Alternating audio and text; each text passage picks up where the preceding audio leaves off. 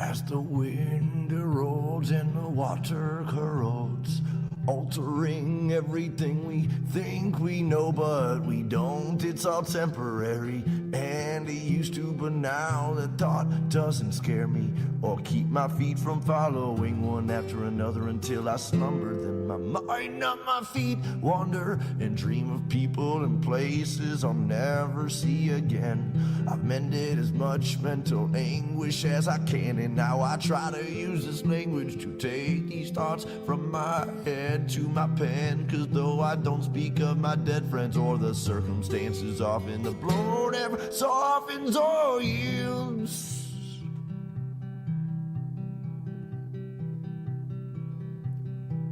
I'm in a desolate field, lonesome stargazing, night blazing, chasing of remembrance and reverence of relevant friends and acquaintances and faceless and nameless names and faces. And while my mind is racing through these photo albums and quotations, all these people and places far from me, for only land and stars I see when I'm outside of the mile-high city, which is not my city, for I was born 1,000 miles northeast of there in the land of beer and lakes and pistol fire on MLK's birthday, where there is no minority and segregation's mandatory. But that's a whole nother story altogether, and no matter the weather or hardships that any place brings, I'll still laugh when people shiver and say it's freezing, or say, hey, no, wait, I already had 18 mixed drinks, but I guess it's a Midwest thing, and I'm a mess from a dirty city and brought most of this filth I've gathered with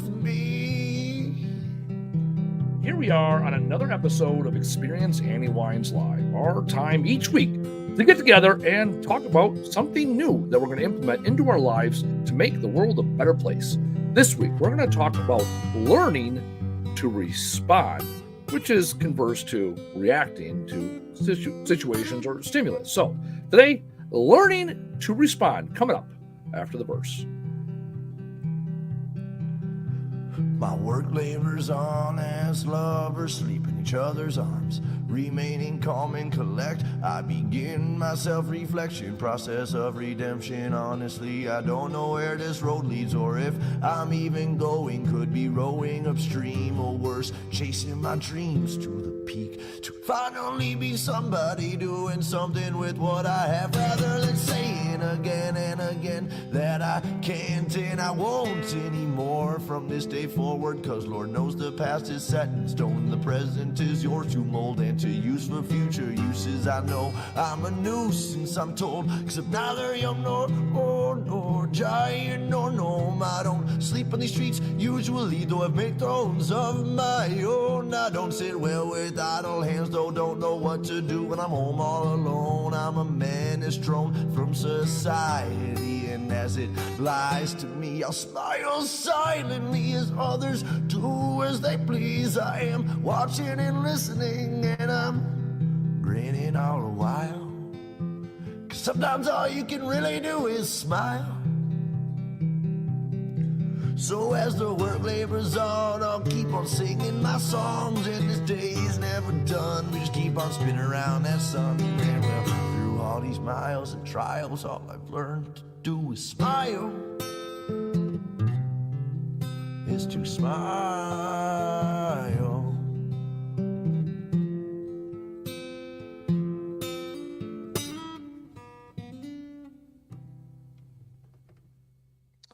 Welcome to another episode 30 of Experience Annie Weins Live. And today I'm coming to you from the center camera because the top camera isn't working. And you know what? That's what we're going to be talking about today. Learning to respond to situations versus reacting to people or stimuluses. So we'll get into that here shortly. First, let's have a moment of gratitude. So this week, I am thankful for, of all things, the weather. Right here in Wisconsin, it's been 70 degrees the last 3 days, and I'm extremely thankful that for the business I'm in, junk removal, the winters are typically tough and rough, and it's slow going over the winter. And I'm really thankful, and I have this renewed sense of rebirth. Right, it's spring, we're here, the weather's participating, and it put me in a great mood. Saturday, I was leaving an electronics recycling event with our team, and I stopped at the Dunkin' to get myself a cup of coffee because I love Dunkin' Donuts coffee, and I was in a great mood. And it had to do with the recycling event, and moreover was the weather. I was like, you know what? Let me take this all in.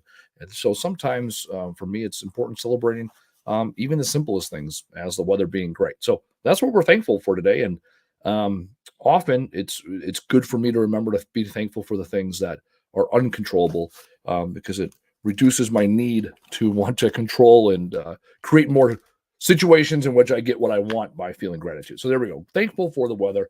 It's simple and yet it's great and it has an impact on my life today. All right, the business at hand. I have a book, Words Fucking Matter, available on Amazon. We have all the versions: hardcover, soft cover, Kindle version, and audiobook. Pick it up, learn the things. And today we're going to be jumping right into the book as we talk about learning to respond to situations versus react to people. Now, as humans, we have a tendency to react. You'll hear things like, oh, I overreacted or I struggled. And it's like, well, that's part of the human condition. And it comes down to how we were wired very early on in our lives. And so let me, there we go. Boom, here we go. Here is our graphic, right? This is how our brains work. We have our big brain, like the thing on top, way up here, right? Our big brain, which is clear and confident and creative. And then we have our lower lizard brain, right, which is the fight, flight, or freeze. And in between, we have a part of our brain that decides as stimulus comes in, as things happen near us, how do we respond to them or how we react to them is all based off of, right, do we anticipate this thing being a threat and do we operate with this fear mindset, or do we look at this as an opportunity, right, and we consciously use our big brain, our clear, confident, creative brain, right? And so what it comes down to, it is ultimately a choice in life how we respond, right? So the choice is clear, confident, creative, or fight, flight, or freeze. And if we look at it in more simple words, more rooted in language, typically we're not talking about fight, flight, or freeze, or clear, confident, or creative. We're using other words like, do we operate out of abundance, love, assurance, or are we operating out of scarcity, hate, or insecurities? Right. And this is a choice we make in the words we use. So let's look at it again now. This is all came from some of this came from Dr. Bill Crawford, and some of this is stuff I learned from the Army. So one of the things that happened in the Army when I went to mass resiliency training taught me that there's going to be things that happen near us, right? And so that's an activating event. Something that happens, boom, here it is. We have a choice now. When it comes into our brain, our front, right? We have a choice. Do we operate out of our frontal lobe? Do we operate out of the clear, creative, confident part of our brain, or the lower lizard brain? And this is something that Dr. Bill Crawford talks about quite a bit. I took 7 years and hundreds of videos that Dr. Bill has come out with through the years and boiled it down into a chapter less than 10-minute read. So to understand all these principles, here's the choice. Are you going to make a conscious decision and respond to the situation, or are you going to make an unconscious, fear-based reaction to typically the person? And so how we do this is it all starts with self-reflection. So we'll start there first. When I look at the methodology I use in my life, it's about self-reflection, right? That's the first step. I often thought it was the last step. And as I've realized now later in my life is reflection is the first step because that's something we can do always in the present and look at what's happened to us recently in the past. And then how are we going to respond to a stimulus, or how did we respond to that stimulus and wasn't in line with our ideals? I often talk about that, right? I always about to say we, and then I'm projecting. I have a set of values and beliefs, and I don't always live up to those things, right? That's reality. And so in self-reflection, I can say, okay, how did I show up in these situations? And as I learn more about how I showed up in a certain situation, I can dig into why I showed up in that certain way, why I felt fulfilled, why I felt grateful, or why I said something underneath my breath that was negative or unnecessary or, negative in nature and brought me down, right? And as I have this self-reflection, then it comes into that self-awareness. Now I know when I'm around this certain stimulus, this is how I may respond to it, or this is my natural tendency. And so now I have this opportunity within my self and in the self, finally, the third part, self-regulation. When faced with this stimulus in the future, how am I going to choose to respond? What do I need to do? And so understanding this whole methodology is the key, right? Look at how are you showing up? Self-reflection, self-awareness. Why are you showing up that way? And then find self-regulation. What can you do about that? And when you do that, you are starting to learn to respond because now you're using your clear, creative, confident brain. Oh, can't my mic fell there. You're using your clear, confident, creative brain, not in real time. You're using it when you have the whole opportunity to look at the situation in its totality, cause and effect, in the result, right? How you showed up, and then the result. And because of this, now you can use this clear, creative, confident brain to make a decision so that when you're faced with that stimulus again, you already have a pre position on it. You already have an idea of how you're going to respond. Years ago, I went through a very contested, very ugly divorce. And it was ugly. I was not a good person. I'm not happy with who I was, and it was cyclical. And I did the same thing. I would have something. My ex-wife would say something or do something. And whatever my heat of the moment thought was, I would let it all out. That was it. I wanted to be heard. I wanted to make sure I felt that my perspective was heard because I felt offended and I felt degraded and I felt that I needed to defend myself and my honor and all these things to this person. And then it would escalate. And then she would, get loud. And then I would get loud. And then one of us would call the lawyer, which caused the other lawyer to get involved, which turned into a court date or a mediation or a bunch of emails back and forth. And ultimately a bunch of money that was unnecessarily spent so we could argue. And it took me a long time to come to this conclusion that, hold on, I'm getting divorced for a reason. This is not working out between us. I don't need to defend myself to that person. So long as I know at the end of the day, I can put my head down, then I'm good. So instead, what I learned to do is every time I would get into a fight with my wife, soon to be ex separated person, right? I would instead call somebody else. I didn't call my lawyer because that cost me lots of money. I didn't call her and react. So I would call somebody else. And typically it was my mom or a couple of my close friends, right? I'll admit, I talk to my mom every day. She's my closest ally. Even to this day, when I'm faced with a great stressor, I typically call her. It's a soothing voice. It's somebody that knows me. It's somebody that can get me back on track, right? And now I'm responding to the situation versus reacting to the person. I pre-position my brain to say, okay, that's what I'm going to do. And eventually I learned, oh, hold on, I don't need to call anybody. Let me look at this information this person's saying about me. So if my ex-wife is saying these negative things about me, what truth is there behind that? So now I have time to, right? I'm using this conscious, clear, creative brain to slow down the situation and say, okay, hold on. These things aren't true. If these things aren't true, if I have data that show that, no, this isn't true, I'm not this person that they've made me out to be, well, then what is there to defend? I know it's not true. I have evidence to prove it's not true. Oh, you want to have a court date? Okay. I'll show up at the court date. I don't need to give attention to my ex-wife. I don't need to give money to my lawyer. I don't need to get myself worked up about false accusations that I know to be untrue because I've now used data, right? I creatively came up with, okay, you said these things about me. At one point, she told me I was, a combat veteran that was full of PTSD and rage, and it was unhealthy for me to be around my daughter. That's what I was faced with. I was faced with supervised visitations because that's what she accused me of, right? So I had to look at that and really take that in. And I was pissed, right? You're taking away quality time and time with my daughter. You want me to be supervised because you're afraid of me. And I looked at back at it and I go, okay, let's look at this, right? Yes, I'm a veteran. That's true. Right? Yes, I have PTSD. It's also true. Crazy? It's subjective, right? I've never caused harm to anybody physically, right? Since I've been a father and even before that for a number of years, right?